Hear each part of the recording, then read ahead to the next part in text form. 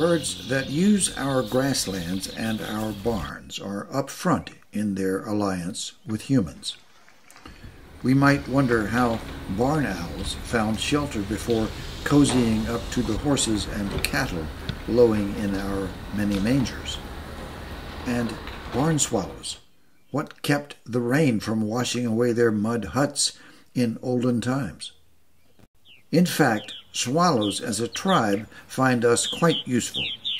It's hard to know how we have affected their numbers, but it is likely there are more purple martins now than before humans found relief from mosquitoes in their company. And cliff swallows, artists in fine ceramics which also depend on shelter from the rains, for all of time must have been limited by a small number of available overhangs until humans started building bridges and barns. The story of the barn beings has a secondary dimension.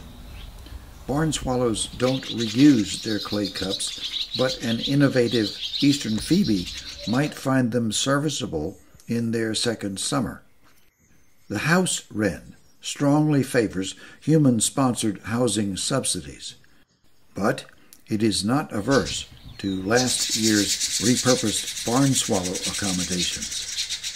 It might be inadvertent on our part, but it would seem there is a multiplier effect benefiting the community of resourceful barn birds. They may not be above asking, what have the bipeds and their swallows done for us lately?